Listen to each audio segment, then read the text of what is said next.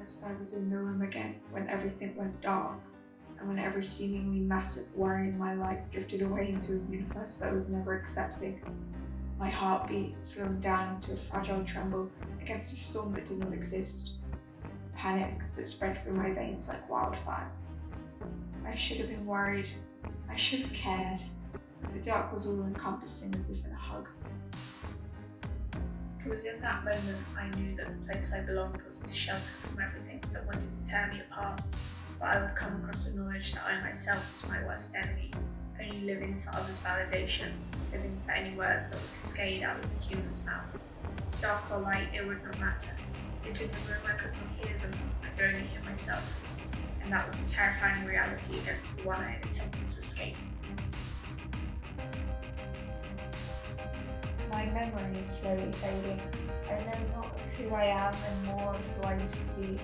The feeling of fear rattling my very soul. I doubt that even if I were dead, I would forget such a terror. It has come to my attention that I vaguely remember the people that put it there.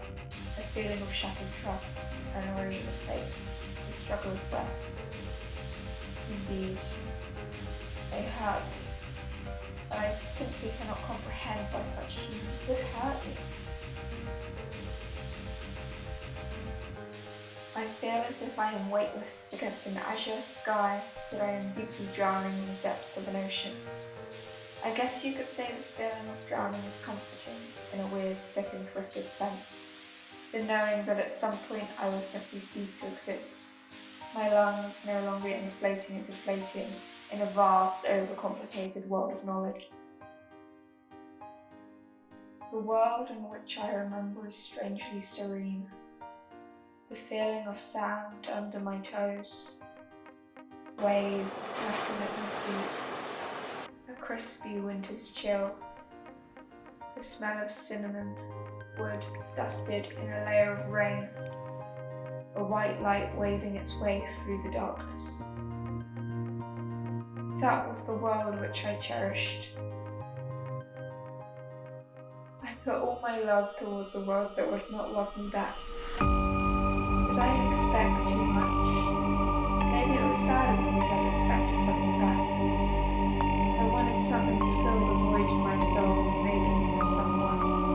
But nothing came, and so I am in the room again. A torturous prison, but it is the only fixture I know for the holes that engrave me.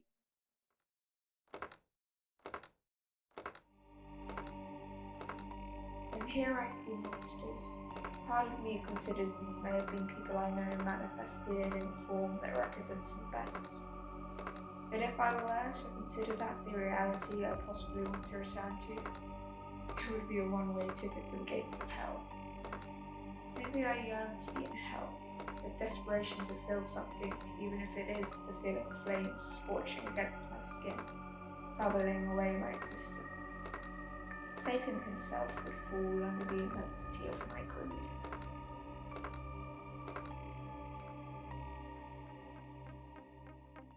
In the darkness there is always light, yet in the light there will always come darkness.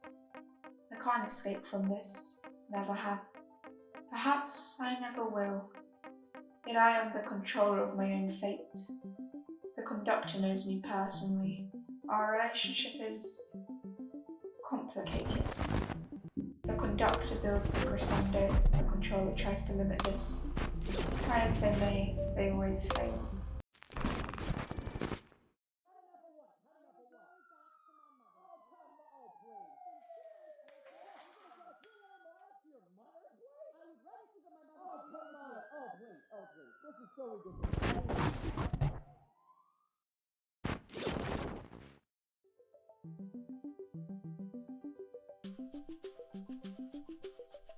Sometimes the creator and the conductor can coexist in harmony. It is at those times when everything feels so beautiful and incredible, the corrosion of bad to create the good. It is not often that I find harmony, nor is it often where I feel genuinely at peace, but I live for those little moments that come from deep darkness, and once those moments end, I wait for the next harmonious moment.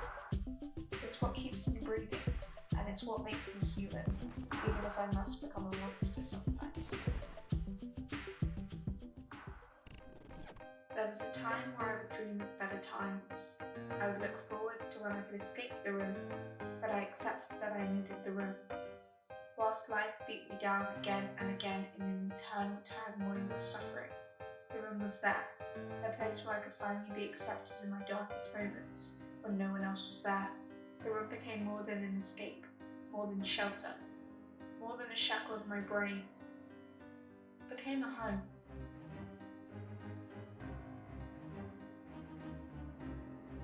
I knew I was in the room again when I could finally breathe.